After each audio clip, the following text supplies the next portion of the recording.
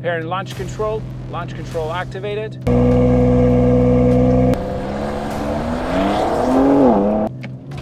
Ah!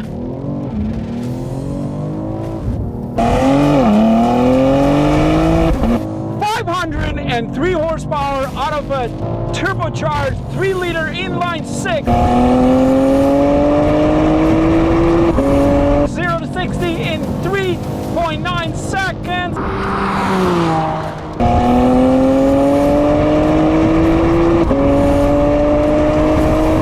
Slow down. Okay, here we go. Okay.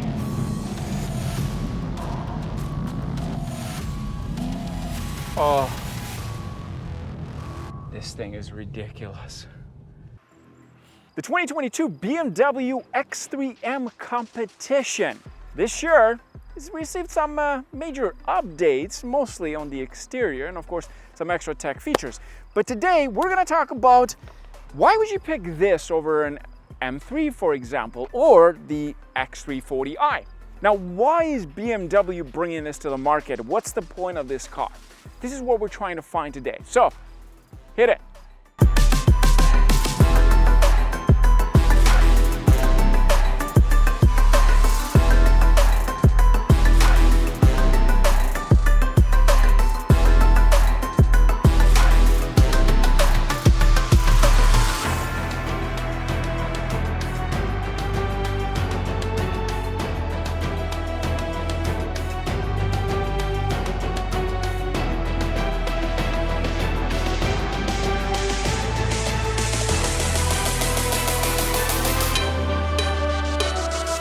So, what's new for this year? Well, first of all, the front end, more aggressive. We have this beautiful bottom part of the car, the aggressive headlights, the grille over here, onto this side as well, more aggressive looking. Now this has the anniversary BMW logo over here, and it only says X3M onto the actual grille. It doesn't say competition. The headlight, look at this beautiful headlight. Love this light. Now for this year, it uses a different specific color called the urban green, and I'm not really a big fan of it, but you might like it. What I do love about the fact that with this logo that it offers over here, it kind of matches that beautiful design, but I'm not a biggest fan of this color. To me, it looks like dark gray mixed with green and brown and all that thing together, and depends where you are, whether it's under the sunlight or even just parked in a garage. This thing, in my opinion, doesn't look as great, but you have to give it to them. This is quite aggressive. Now, what is the idea of the X3M competition? Why would you want to buy this? Well, BMW tried to figure out a way to give customers more space, yet with performance. Now, it's not that hard to make this in some ways, because technically under the hood, the suspension setup, transmission, it's coming from a BMW M3. Although this engine was first used in the X3M and X4M. So they technically had this already made, and then the M3 came next. This model is equipped with the 21-inch wheels, and if you look at them, they're very similar to the BMW M3. It has the M logo, 4-piston in the front brakes. It has drilled rotors, and most important, we have these beautiful Michelin tires at the front. We got 255 by 40. These are very, very grippy tires. Love that. One thing I don't like about it is the fact that the actual caliper is kind of like black, so you don't really see it. It has performance brakes, and then you have, of course, the logo, the anniversary BMW logo. These are drilled rotors, and they're actually quite good. Don't overheat. That's the idea of a drilled rotors. And then we'll move on to the side here. We have the X3M badge. Again, you don't see an actual X3 competition. And then this is functional, so there's actually sort of like vents that go through it. This helps with the aerodynamics. And then we move on to the side over here, we have the mirrors. Now the mirrors technically are what you find in the BMW X340i. Yes, that pissed me off so much that BMW is offering that in that vehicle. What is the point of those mirrors? If they're meant for an M car, keep them for an M car. There's no point of having these kind of mirrors on a standard X340i. My opinion, they should have stayed only in the X3M and other M models. Now, move on to the back side. We got the rails at the top, and same thing at the back, similar wheels, but the difference is that these are staggered. So we have 265 by 40, 21-inch wheels. So these are larger wheels at the back, because don't forget, this can be turned into a rear-wheel bias car. Yes, you can switch that all four-wheel drive system into a rear-wheel bias. We'll show you in a minute. But the wheels, look at that beautiful wheel. Single piston brakes, still drilled at the back. I love these tires. If you're looking for drag racing, in my opinion, these things are pretty awesome, very sticky. Now let's move on to the back and let me show you some other cool things here. Now at the back, again, that logo right here, similar to what you find in front. Of course, this is a beautiful logo. This is to commemorate the anniversary for the M division. And then at the back, shockingly, it says X3M Competition. So the people at the back that you're smoking, they know that this thing means business at 503 brake horsepower. We got this beautiful spoiler at the top, which makes it look very aggressive. Then the tail lights, look at these beautiful tail lights. Let me just open it, because I have subscription to actually unlock the vehicle from outside. Beautiful design. And then we'll move on to the bottom over here, my favorite part, quad exhaust. Beautiful quad exhaust. And then the diffuser over here, not functional, but they gave it a aggressive design. These are actually real, so these are not fake quad exhaust. And then you have hands-free tailgate, of course, with subscription. I'm just joking. But the rear end of this car, gotta give it to BMW, absolutely aggressive. Very different, of course, to the X340i, because that only comes with a single exhaust. This has the quad exhaust. Most importantly, you'll know that this is an X3M Competition. Please subscribe. Damn it. Please subscribe. Damn it. Please subscribe. Damn it. Now, in terms of the pricing, this actually starts at $96,000, which also the M3 XDrive, the biggest problem the M3 had before was that it wasn't an XDrive. You could only pick a rear-wheel drive. Now, you're probably saying, Sam, why do I need an XDrive? If you live in Canada in snow, you're not going to be very comfortable driving a rear-wheel drive BMW with 503 horsepower. Let's just talk about that part.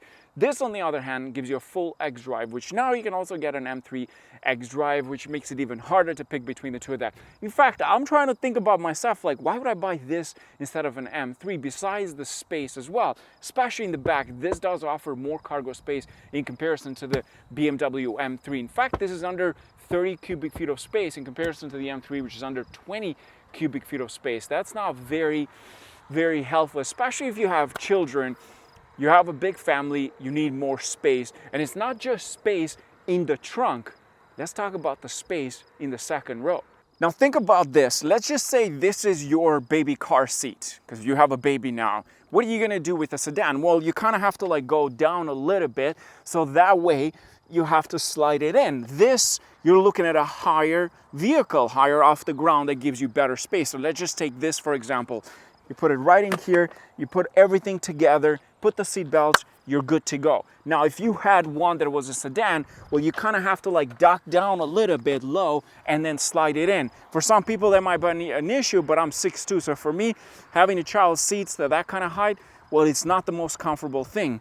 But this would be a good example. It's not just that, it's also space for someone my height. Now, I'm 6'2", and in a full, let's say, sedan, I would have a bit of a hard time sitting comfortably. In here though, even though the seat in the front is so far back, it's still comfortable. And these are one-piece seat. So these are kind of like a bucket style. They're actually very comfortable. I'm shocked with that. In the back in here, we also have heated seats, a climate unit as well, and tons of space around interior. And we got the beautiful carbon fiber package that has the carbon fiber trim on the doors. Over here, it has this X logo to tell you this is an X3. We got the beautiful stitches which match the actual leather color as well. And then, of course, most importantly, the window switch. And it does have a shade, which I believe you don't get in the BMW M3. So that might be a deal breaker for you. In terms of the interior tech feature, we got a beautiful panoramic roof all the way across. But again, where this thing wins is the height off the ground, most importantly, the space overall that this gives you in comparison to a sedan, which doesn't offer that. Other than that, we got two USB-C ports at the bottom, but you can actually see it, how different this thing is. Now let's talk about the interior of the front row specifically. This year, we have not received the new updated infotainment display. It's the old one. In fact, the i4 M50 is the one that has the most up-to-date infotainment software. This, on the other hand, does have a bigger screen in comparison to the BMW M3, so that gives you better functionality in terms of the infotainment display. Other than that, things remain very much the same. We do have these galvanized vents at the front, which are offered this year. The seats are beautiful, beautiful suede, beautiful design with the M logo right at the top, one piece.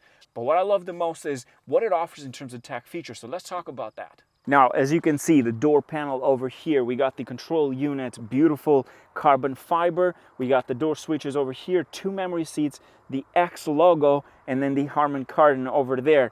That's a nice touch. And then we get onto this side over here, X3 M competition. I was gonna say M3. The actual seats, although these are kind of bucket seats, they come with different way to adjust it, bolster adjustment as well. As you can see, more buttons, more option. Now keep in mind, this does give you more space overall. Beautiful suede leather interior over here, different colors. Not a biggest fan of this color, but it will do the job just fine. And most important, you can adjust the leg extension over into the side. That is manually adjustable. And then look into here, the standard switches, and I was saying previously, the vents. You can tell the vents, these are slightly different. Now the steering wheel is where things get quite interesting in this car, so let's talk about that. So into the steering wheel, we have heated steering option, of course, and you have M1, M2 buttons on each side, so you can customize the suspension system, the engine, transmission, everything is there. Now the cluster, of course, is fully digital. You can change the layout. If you put the M mode, like, it changes. Look at that. That is a beautiful layout. That's very similar to what you find in the new M4s, new M3s. Lots of settings, a lot of things you can play around in there, like you can change different information. It offers quite a lot. I'm quite impressed with the overall crisp design, but I have to say, I kind of like the older M3 cluster. In my opinion, that was slightly more sporty. This digital thing, it's not my favorite thing, but so far they've managed to add a lot of information there that you can play around. In terms of the actual steering wheel, it doesn't have a flat button. It is nice and grippy, thick. It doesn't have that suede package. I love the suede, although with time that does go to hell pretty much because kind of like fades a little bit. And then the actual infotainment display, this is where things get quite interesting. This is big in comparison to the M3, so keep that in mind. Although the new 2023 BMW M3 is going to have a massive screen all the way across, so keep that in mind. That's going to be very different than the one you have seen so far. This, on the other hand, didn't get that treatment. I will say this, I've used that in the i4 M50, not the biggest fan, but then we have over here, very similar.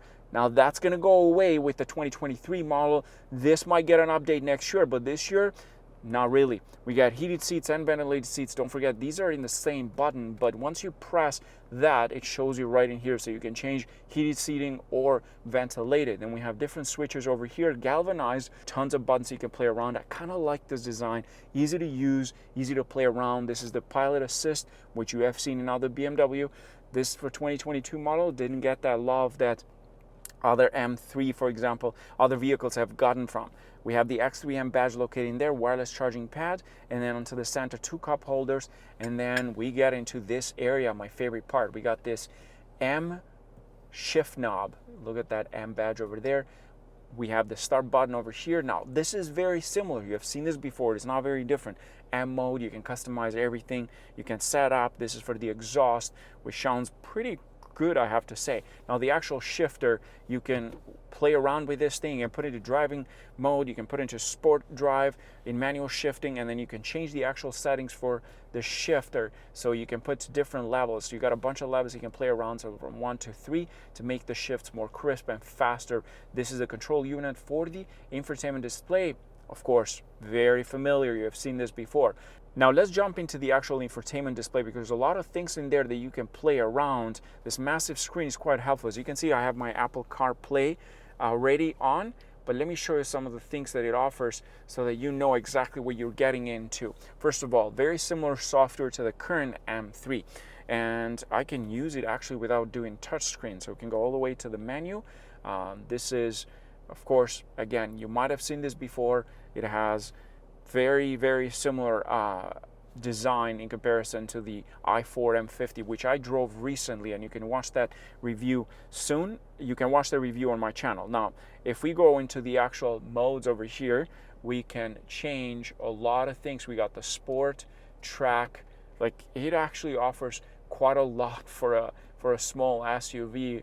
And now with the fact that you don't have the GLC 63 AMG anymore, the 63 V8, while you only have the 43. So the X3 M Comp is in a very, very good position, especially because in North America, we don't get an RSQ5 that I believe it is offered in Europe. I could be wrong about that, but I know we only have SQ5 here, which is technically not a competitor to this. So this is in a very favorable position, in my opinion. That's just the mode. Then we go into the setup. This is where things get, again, very interesting. You can change a lot of things yourself here, from like Sport to Sport Plus. I just say you want the chassis at the stiffest level, then the steering wheel. Now with this one, you have to turn off the actual DSCC. So what that does is that you can play around. If we hold the DSCC off completely, let me press it for you. You keep that, and then you can change, look at that, M3 XDrive, and then let's set it up. Here we go. Now with this one, you can do 4-wheel sport. And what that does is that it makes the vehicle more rear wheel biased. So you can play around. You can do like a drift mode. So in that case, if you really wanted a rear wheel drive BMW X3 M Comp in this, well, there you go. You got the option. Now the other thing, and this has equipped, of course, with 360 camera, parking assist. This infotainment display might be very, very familiar to you. And everything else in this car looks, again, very, very familiar, because they have not updated this 2022 model yet completely in comparison to the i4 M50 and some other models. I believe the new 3 Series is going to have the new infotainment display inside. This might receive that update next year, and I hope BMW doesn't kill this completely, because that's not going to be a lot of fun. If we get into the cluster over here, we got the M button. So if you press that, you can see right now it jumped into an M1 mode, and then you can turn that off. Now I have set up the M2 to be the more softer suspension setup with better engine reaction, and then the M1 is technically full sport mode, and this thing gets pretty bumpy. But we're gonna find that out next. So let's go for a drive. You don't have to drive this thing fast all the time. It can be very civilized when you need it. I have M2 customized in a way that it's perfect for day-to-day, with a bit of a sporty engine, and most importantly, sporty steering, but the comfort is there. One complaint that many people had with the 2021 model, 2020 model, the pre-facelift, is that it was very, very stiff. And I did drive one and actually was rough on the road. This, on the other hand, well, they have fixed that. It is a lot more comfortable, more enjoyable on the road. And I have to say, these bucket seats, I've been driving for about an hour and a half now, and for someone my height, 6'2", they're actually very, very comfortable. Here's a few things that you need to know. This uses a 3-liter inline. Of course, it makes 503 horsepower, which is taking the same engine as in the M3 and the M4, 479 torque. BMW says 0 to 60 in about 3.8, 3.9. In Canada, 0 to 100 in about 4.1 or so. Is that true? I don't know. I don't think so. I think this is faster than what they claim. Price-wise, well, here's where it gets a bit interesting in terms of comparing this to the M3 XDrive. This starts at about $96,000 in Canada. In the US, I think it's about $72,000 or so, which is actually well positioned. Now, the problem is that it's very similar, actually the same in Canada as the M3 XDrive. The biggest disadvantage that the M3 had previously was the fact that this was offered in an XDrive, and while the M3 was not, it was always rear-wheel drive. Well, that's gone. BMW now offers an XDrive M3, and I have to say it is an absolute rocket. Mind you, same engine, same suspension, same transmission, not DCT, but lighter. That's something interesting because it's pretty quick. I know some people have gotten under 3 seconds. That's just crazy. And most importantly, you can turn it into a rear-wheel drive bias because you get the option with the 4-wheel drive sport where most of the power goes to the rear wheels, which you can also do drifts if you wanted to. The biggest problem that I have, and many others that have approached me about this car, is the fact that they can't decide whether they can get this or the M3. Now, space-wise, as I explained, of course, this is better. But if you have just one child, it's not really needed, to be honest. If you have 2 kids, then I understand. You need a bit more power, more excitement on your life besides baby crying. And I think this could be that option in my case.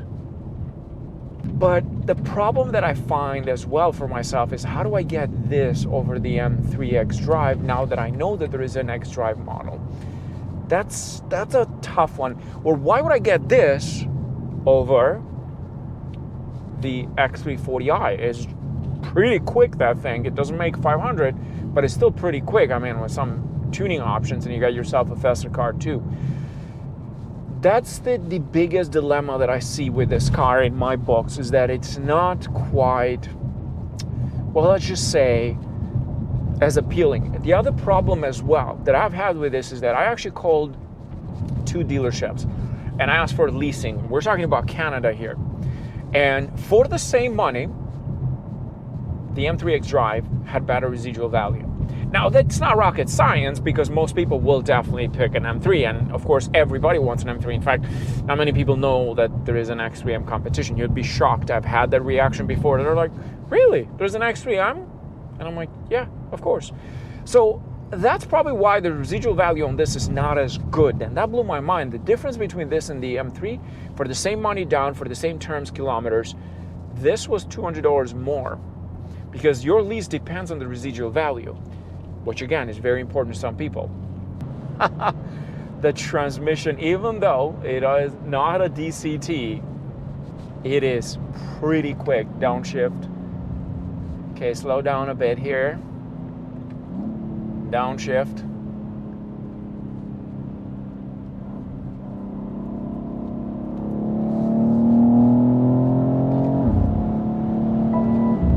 Wow, it's quick.